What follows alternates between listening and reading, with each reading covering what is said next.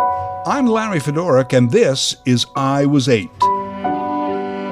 my personal journal podcast about real events, true stories from growing up in a small town. Be sure to catch this podcast again next week when I resort to a life of crime. But now, this week's adventure. I Was 8. Season 3, Chapter 8. My Dad Can Beat Up Your Dad. Have you ever seen your dad in a fist fight? I'll bet not. I did. I was 8. It was at a country wedding on a farm.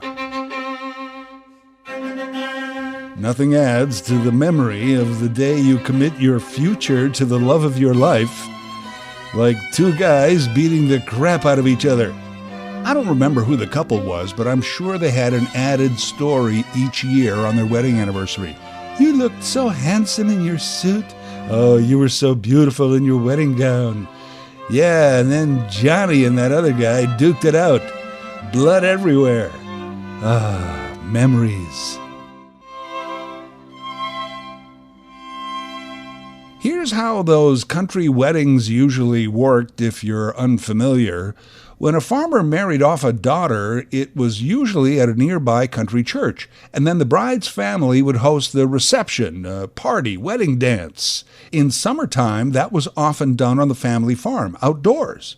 Men in the community helped the farmer build a dance floor somewhere in the middle of the farmyard. They also built some benches, people brought chairs, and there it was, a dance hall under the stars.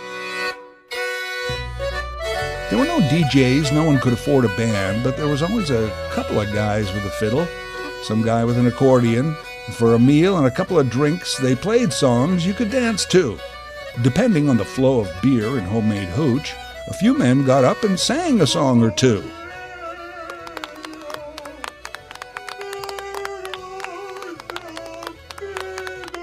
Incidentally, the brand new lumber the farmer purchased was considered a wedding expense.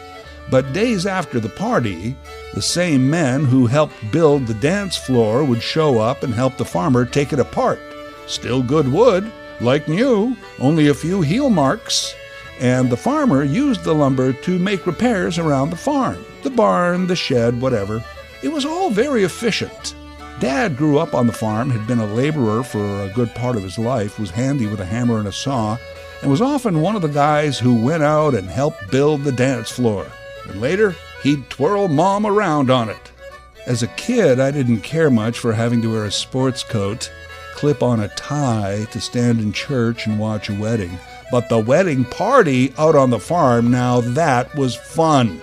There was music and dancing and laughter, lots of kids to play with. Nobody seemed to care how much cake and Kool-Aid you consumed. And as the party wore on, you were out after dark. Ooh, not too many chances outside of Halloween for a kid to be out playing after dark. And if the dark got too scary, just run back to the party for more cake. Oh, and I love this part. If it got really late, Mom put you to bed in the back of the car under her coat. And in the morning, you woke up at home in your own bed. I often thought that would be a good service to have for adults. Go out, party, fall asleep when and wherever you feel like it. Next morning, at home, tucked in. How much would you pay for that convenience? Sure, I foresee some issues, but still not a bad idea. Guess I'll need an app. From bedlam to home bed. No. PSH. Party, sleep, home. No. Oh, sorry. Yeah, I'll work on that later. I was in the middle of a story.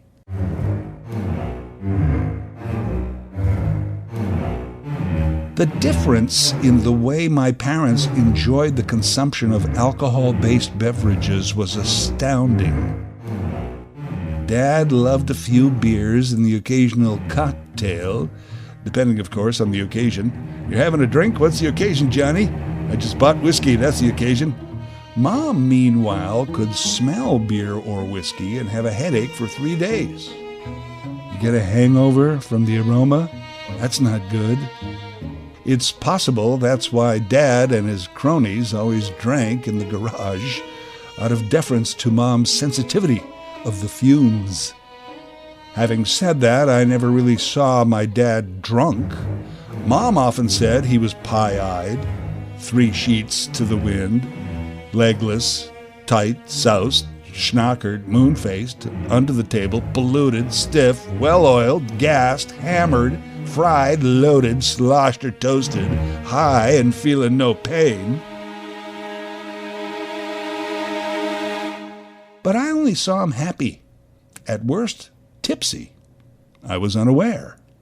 Another popular term was drunk as a skunk.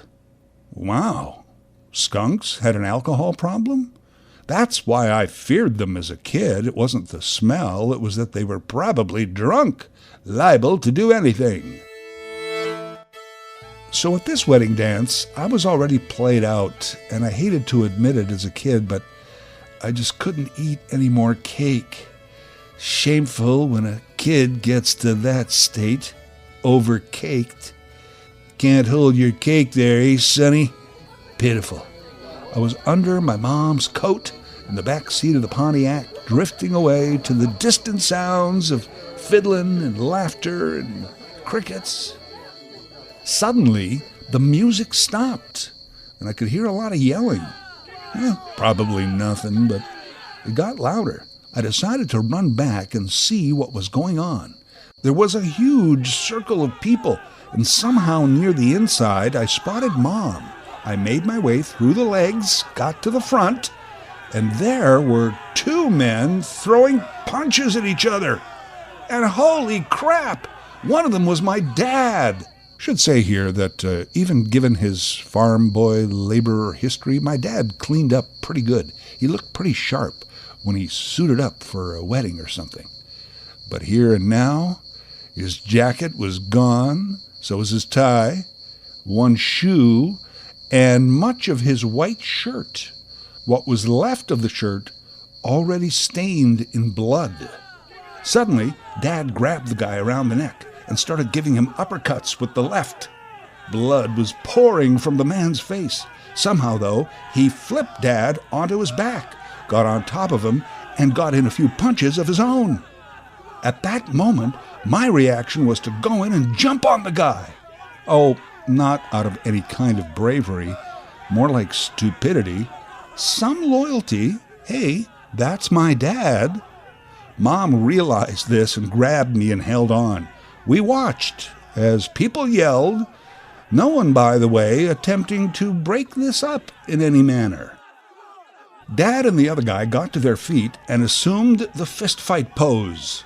At this point, Dad let out the biggest, loudest F-bomb I had ever heard. F you! That's when I knew. Dad was drunk. Really drunk. And really effing serious. In my memory, that's the first time I had ever heard the F-bomb, but if I think about it, I must have somehow heard it before that night, or at least have been aware of it, to understand at the moment how bad a word it was. Mom didn't like the swearing, and Dad always had to excuse himself after blurting out the S word or a GD here and there, but this was the worst swear of them all. And it was at the top of his lungs, and there was no excuse me that followed. What followed was more fisticuffs. I must have heard it before to be so stunned by it at that moment. I had just probably never heard it at that volume or with that much venom. They went back at it right there in the prairie dirt. It was dust and blood and sounds of fists on flesh and bone. I'm not sure if they actually sounded like the fist fights you heard in the movies, or if the sound of the movie fist fights remind me of that night. Either way, it's the sound I remember when I was 8. as I remember, both Dad and the other guy just finally stopped, more out of drunken exhaustion than declaring victory or accepting defeat. It was only then that some of the other men in the crowd came in and made sure the two stayed separated. This night, it was Dad's turn to sleep in the back under Mom's coat, while I sat in the front as Mom drove us home. Oh, I was awake. Felt like I'd be awake for days. Wow, did you see that? I never did learn the details of the Donnybrook, what led to it, etc., but over time I've convinced myself of two things. Dad won that fight, and the other guy had it coming. I can see that the other guy's kid, if he had one, is probably telling the same story.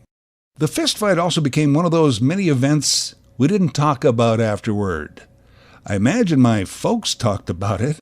I'd heard them discuss lots of topics where one's opinion greatly varied from the other, shall we say, but I never heard them discuss this one. They must have. Maybe when I was out. Kind of remember Dad's face healing over the next few days till it was pretty much back to normal. My dad had broken his nose as a kid in a farm accident, and it was never really reset properly, in that if my dad would be walking due north, his nose would be pointing slightly northeast. I do remember one time Dad making a joke about how he wished the other guy would have at least fixed his nose. Good one, Dad.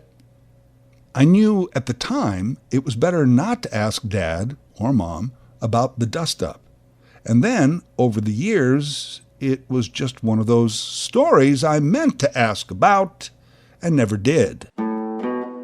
Oddly, I wasn't particularly traumatized by what I had witnessed. Maybe at the time I was affected slightly, but remember, I was on not enough sleep and too much cake. But this happened.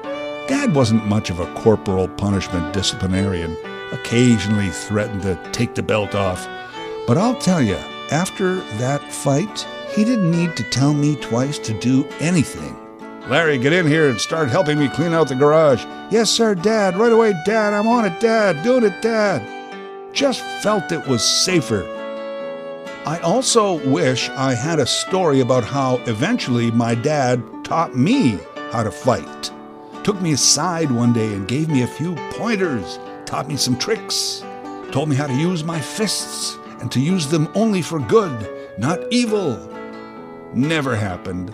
Never learned how to fist fight. I've never been in a fist fight. Perhaps that night scared me into pacifism. But it's not like I didn't learn anything.